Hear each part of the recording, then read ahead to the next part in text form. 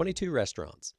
A franchise owner asked me for a landscape maintenance bid. He wanted everything priced out separately so he could decide what he wanted to spend his money on.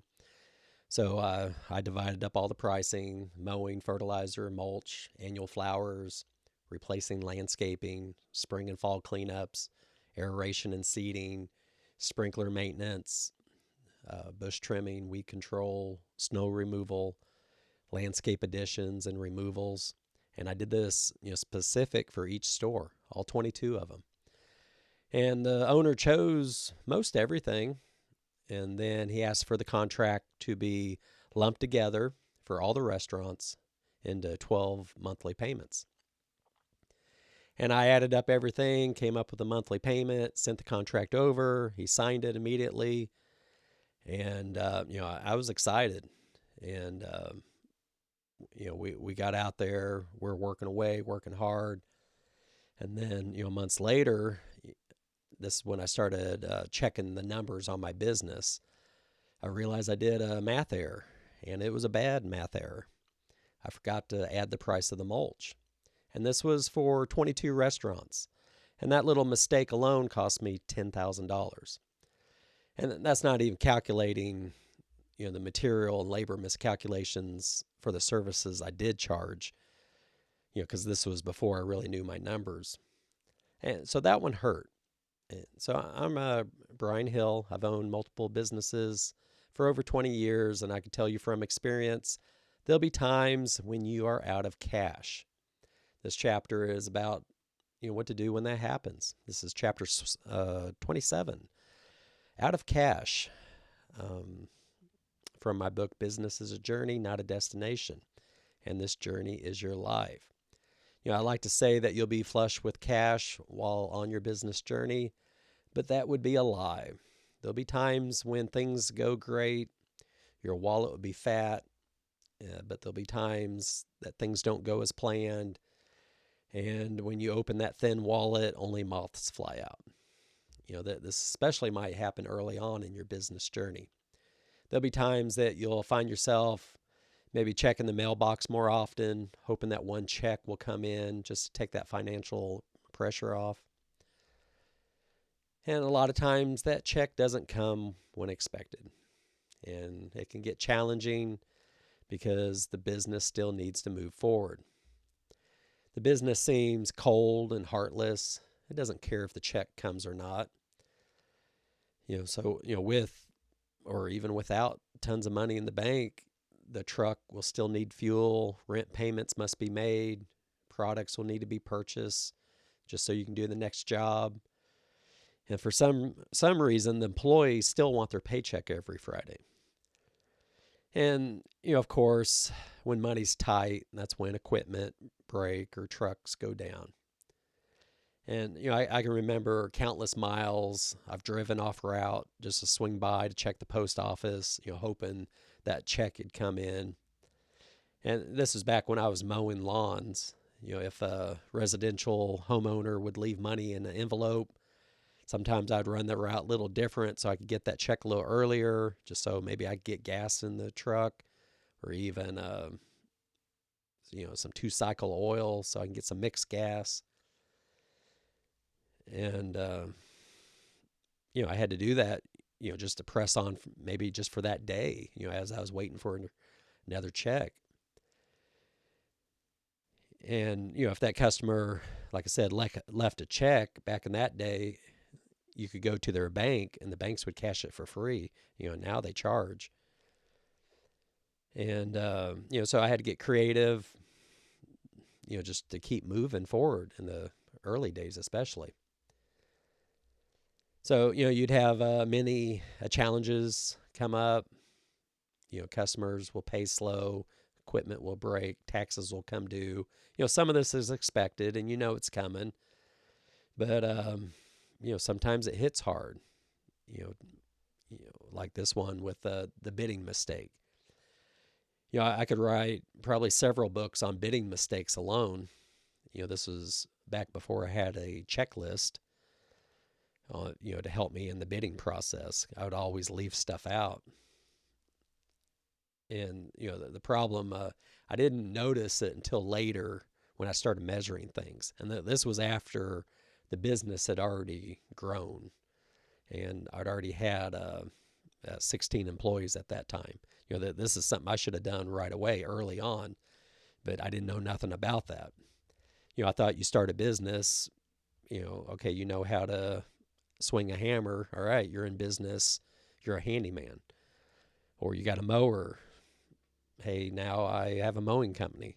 Well, when you end up doing it for yourself, it's pretty manageable. But when you start growing exponentially, you start hiring employees, and really the cost for your business goes up. Everything goes up. Especially when you start getting the employees and insurance and taxes. And so, this franchise owner who had the 22 restaurants, he'd chosen, most everything. I put it in 12 monthly payments. Super pumped. I got this account.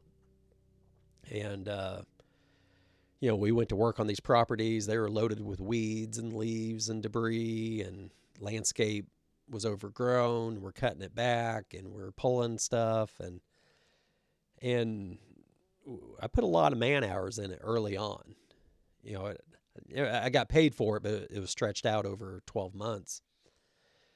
But, early on we had all the labor, and then, of course, fertilizer, mulch, annual flowers, and then this specific landscaping projects that we're installing at each location. And the large monthly invoice was sent out, and they were paying within 2 weeks, which was really a lifesaver.